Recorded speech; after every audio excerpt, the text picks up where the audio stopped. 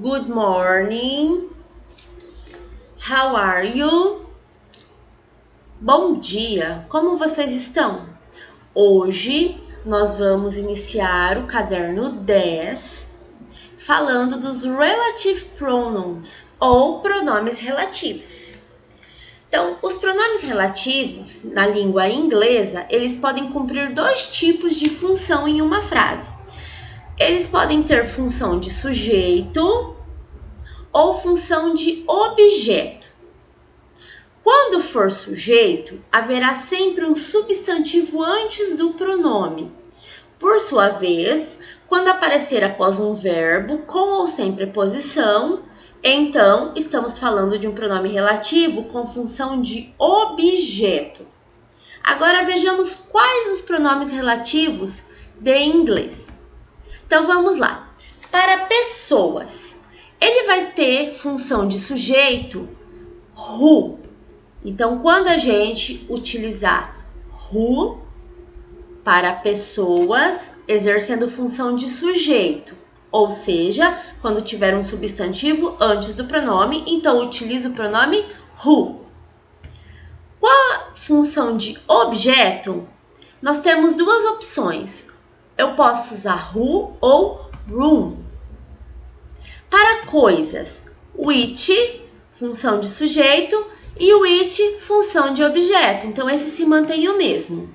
Para pessoas ou coisas, that para sujeito e that para objeto. Vejamos alguns exemplos para vocês compreenderem como que eles funcionam. Percebam que o pronome relativo em destaque, a palavra sublinhada antes ou depois dele. Então, a gente sempre vai ter que observar o que tem antes ou depois do pronome, tá? Por quê? Porque se for sujeito, então quer dizer que ele está exercendo uma ação. Objeto é a ação exercida. Então vamos lá. The girl who bought the house is very beautiful. Ó, a garota que comprou a casa é bonita. Então nós temos aqui, ó, the girl, né? Pessoa. Está antes, né? Substantivo que está antes. Então, portanto, função de sujeito, tá? Girl, substantivo. Who, função de sujeito. Outro exemplo. She didn't tell who bought her car. Ela não disse quem comprou seu carro. She didn't tell, ó. Tell é o verbo. Então, se aparece um verbo antes do pronome, então ele tem função de objeto, tá? Outro exemplo. I don't know which car is yours.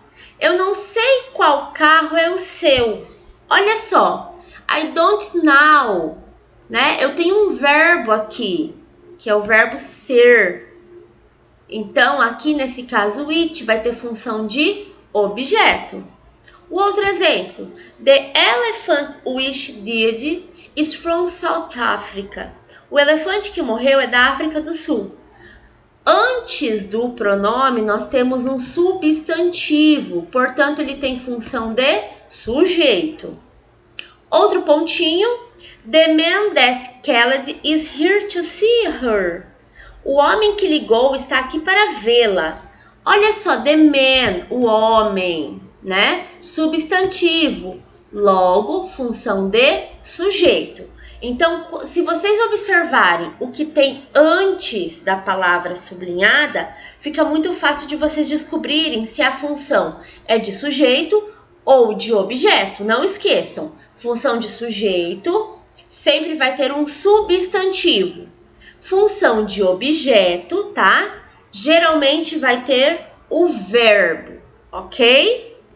Além desses pronomes, ainda temos o pronome whose, que tem função de indicar posse, tanto para pessoas quanto para coisas. Então, o pronome whose indica posse.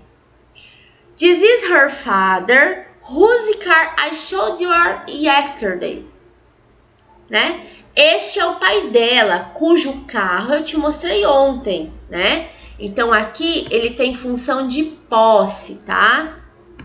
This is Jake, whose sister went to college with me. Este é o Jack, cuja irmã foi à faculdade comigo, também indicando posse, tá? Então, esse primeiro aqui é relacionado à pessoa e esse segundo, né? O primeiro é relacionado a coisas e o segundo a pessoa, ok? Perceba que esses mesmos exemplos em que o pronome relativo whose é usado poderiam conter o pronome who e não perder o sentido. Atualmente, tanto na escrita quanto na fala, o pronome who é mais comumente utilizado do que o whose.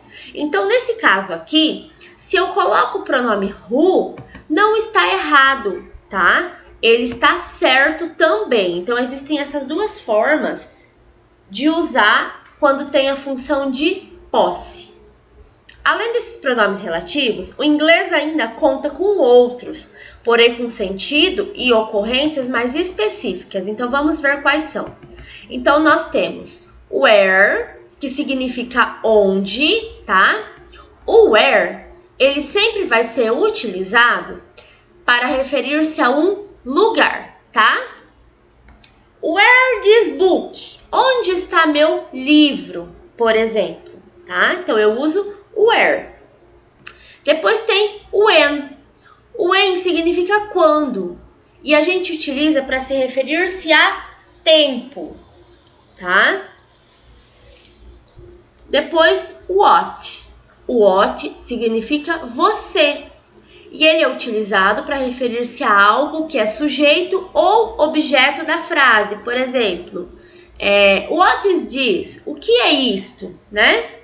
Então, esses também são considerados pronomes relativos. Hoje, vocês farão as atividades número 1 e número 2, tá? A atividade número 1, vocês irão completar com o pronome relativo correto. Então, sempre olhem o que está antes, não esqueçam. E a número 2, a mesma coisa, vocês vão completar com o pronome relativo correto. Observem o que tem antes, ok? Assim que vocês finalizarem, enviem foto. Bye, bye!